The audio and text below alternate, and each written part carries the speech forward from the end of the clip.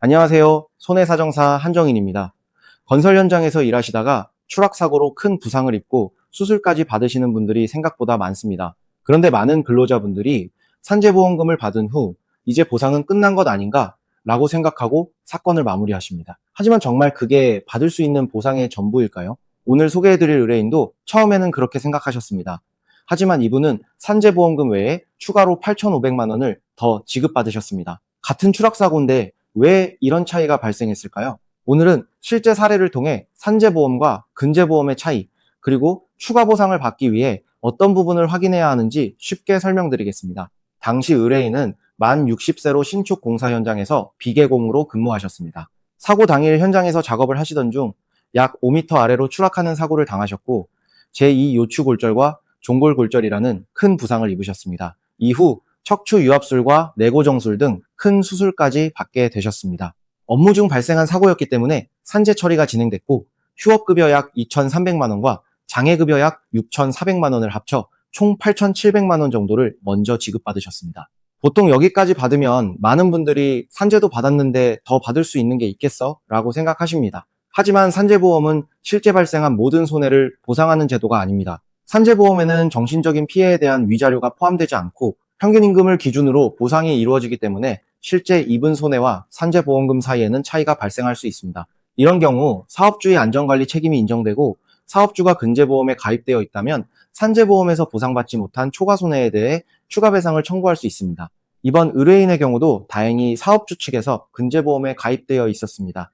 저희는 사업주 측에 근재보험 관련 자료와 보험증권 제출을 요청했고 해당 증권을 확보한 뒤 추가 손해배상 절차를 진행하게 됐습니다. 근재보험 청구에서 가장 중요한 부분은 바로 노동능력 상실률, 즉 장해율이었습니다. 의뢰인의 경우 산재에서 인정된 장해 기준만 가지고 진행한다면 척추 골절에 대한 장해율은 약 29% 정도로 평가될 수 있는 상황이었습니다. 하지만 근재보험 추가배상에서는 산재에서 인정된 기준만 그대로 적용하는 것이 아니라 실제 남아있는 후유 장애와 손해 부분을 다시 검토하는 과정이 필요합니다. 저희는 의무기록과 추가검사 자료를 검토하면서 기존 산재장애 평가에서 충분히 반영되지 않았던 척추체 손상 부분을 확인했고 이를 뒷받침할 수 있는 근거를 확보했습니다. 또한 종골골절에 대한 장애 부분까지 함께 검토해 영구장애로 적용될 수 있도록 진행했고 최종적으로 척추와 종골 장애를 모두 반영해 노동능력 상실률 53.9%를 인정받을 수 있었습니다. 또 하나 중요한 부분은 과실 비율이었습니다. 근재보험에서는 손해뿐만 아니라 사업주와 근로자의 책임 비율이 최종 보상금에 큰 영향을 미칩니다. 보험사 측에서는 근로자에게도 일부 책임이 있다고 주장하며 사업주의 책임을 줄이려고 했습니다. 하지만 사고 당시 상황과 사업주의 안전관리 의무 부분을 바탕으로 책임 비율을 검토했고 최종적으로 사업주 과실 70%를 인정받게 됐습니다. 그렇다면 왜 소송으로 가지 않고 합의를 선택했을까요? 물론 소송을 진행하면 더 높은 금액을 받을 가능성도 있습니다. 하지만 소송으로 진행할 경우 여러 가지 변수가 발생할 수 있습니다. 우선 법원 감정 절차를 통해 후유 장애를 다시 평가하게 되는데 이 과정에서는 현재 인정받은 장애율보다 보수적으로 판단될 가능성이 있었습니다. 또한 사업주 측 과실 역시 법원에서는 더 낮게 인정된 사례들이 있기 때문에 최종적으로 과실 비율이 조정될 가능성도 있었습니다.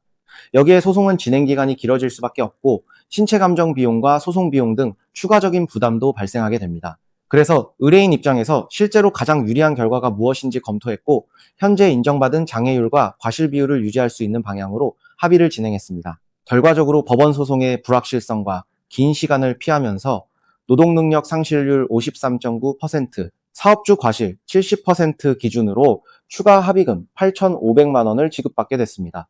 만약 산재보험금만 받고 끝냈다면 받을 수 없었던 금액입니다.